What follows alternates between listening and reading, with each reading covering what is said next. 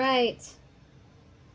Longer videos up on YouTube, so if you really want to kind of dive into behind the scenes, all the trial and error stuff, that's the kind of stuff that we're throwing up on YouTube. I am not spending a ton of time editing it, so yes, if you are sensitive to swear words, don't watch me.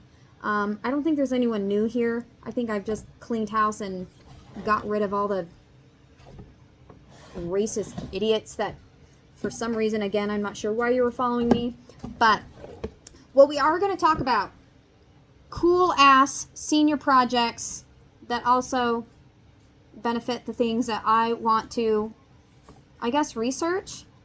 Wearable tech. The caveat is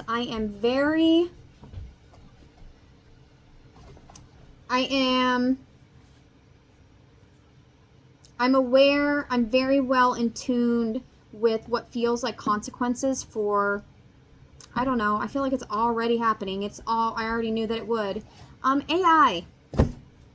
People using AI like it's Google. So silly. It's costing us our environment.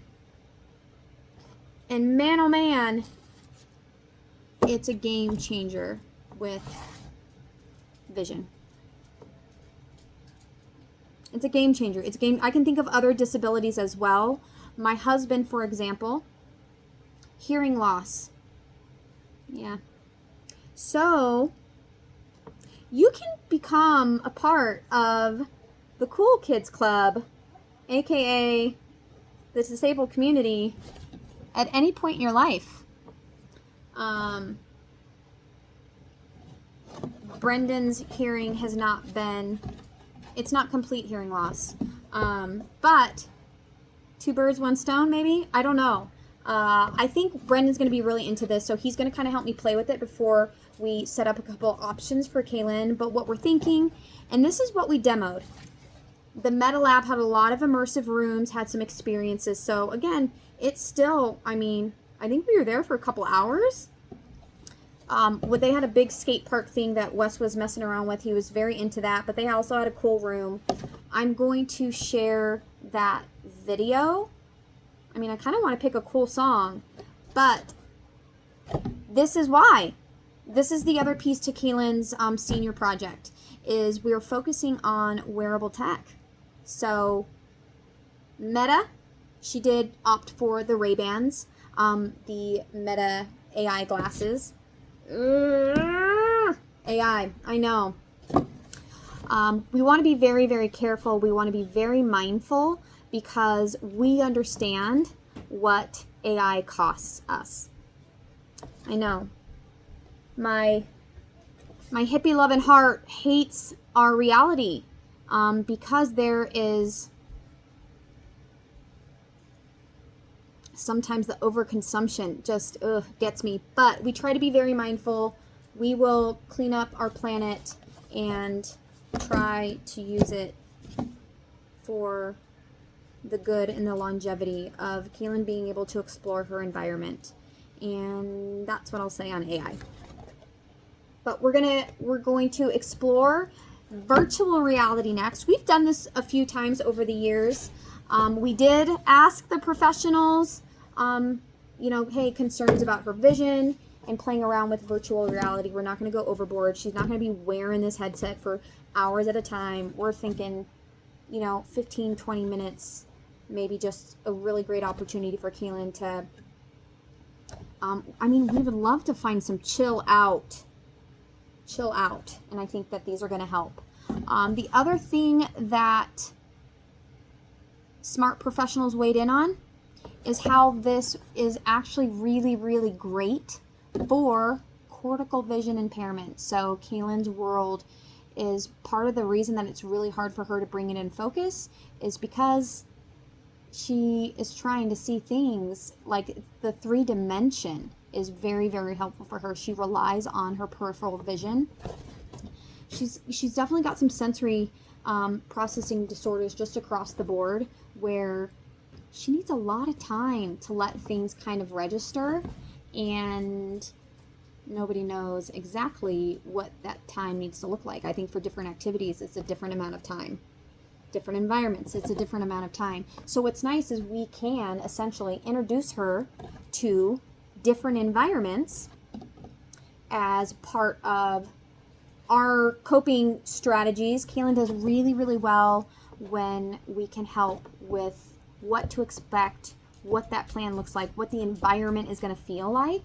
If we can give her a little bit of what it is and it's not all brand new and things like that. So I think from that planning perspective, this is going to be very exciting because we can do different environments.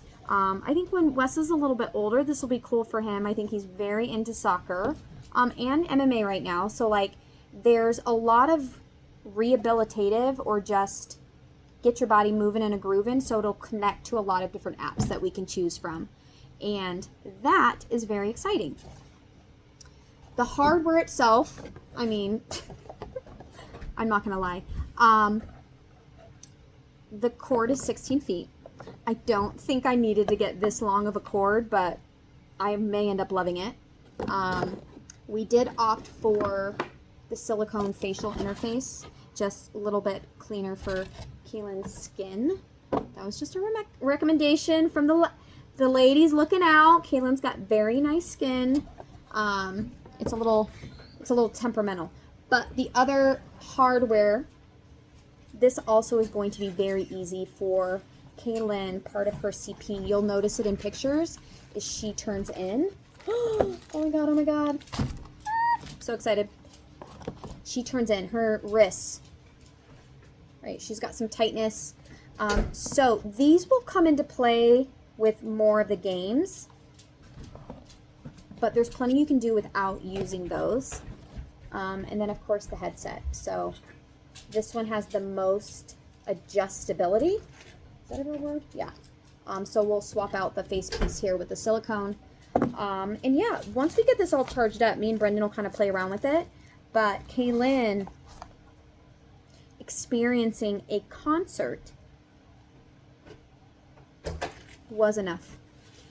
The music alone was enough to want to gift my daughter, because we've done like outside concert venues, but we've never taken her to like a concert venue with strobe lights and effects and all the things, because Kaylin is both a sensory seeker and sensory avoider. There's a sweet spot, and we've gotten really good at like dialing it in. So we can practice, we can make decisions, but we'll probably always lean more towards outdoor venues, because we know how to calm a child down in the outdoors. We do not know how to calm her down indoors. So 18 years, that's what we've figured out, is like, we've got to get her outside. We've got to get her away from some of the elements.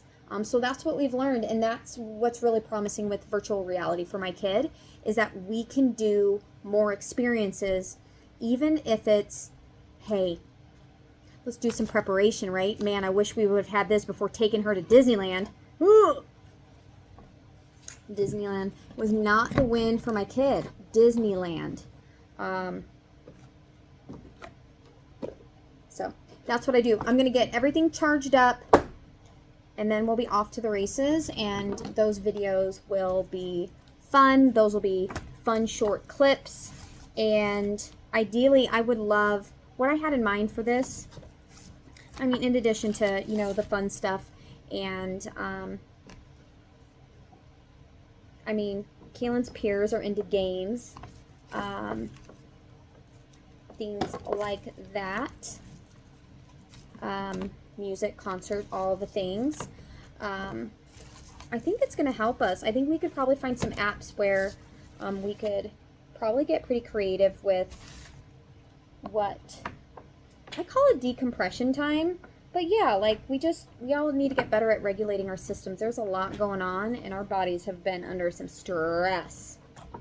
And Kaylin is making sure that we all are paying attention to that part. So I love that. Super fun. So I'm going to edit the Meta Lab video. Boom, boom, boom. And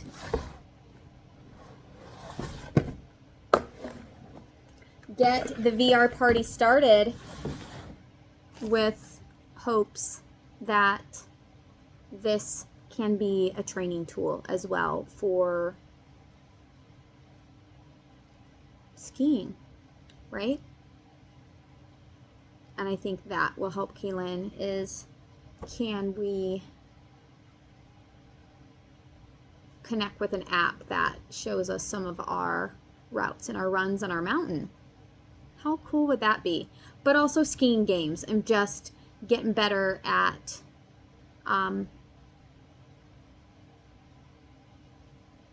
the control. She likes to go fast.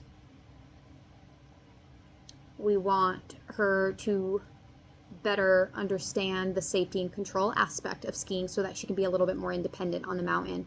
And how exciting, we've got Tetra-Ski, our race coming up. So we're going to do a couple practice days, and then on March 12th will be kind of like the practice or maybe like the qualifying runs. I'll have to double check with Marina of like exactly what kind of the day looks like, but really, really exciting to get this ready for the next couple weeks of a couple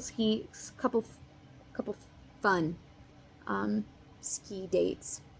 I'm gonna pretend like there's lots of snow on the mountain. I'm just gonna pretend that there's lots of snow on the mountain.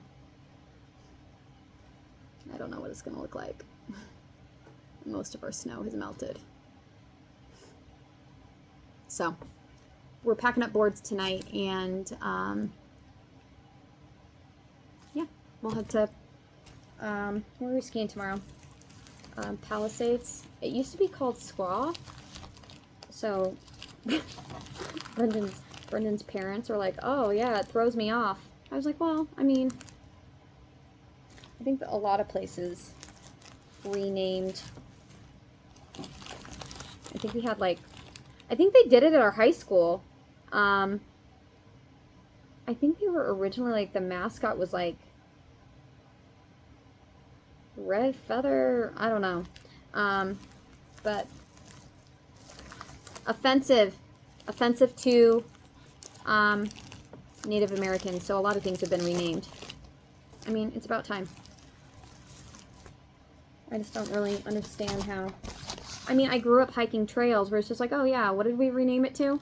It used to be this and now it's this. Like, yeah, it's not that hard. But no, Alpine is right next to Palisades. I feel like they're connected. Anyways. We've got lots of different places that we can.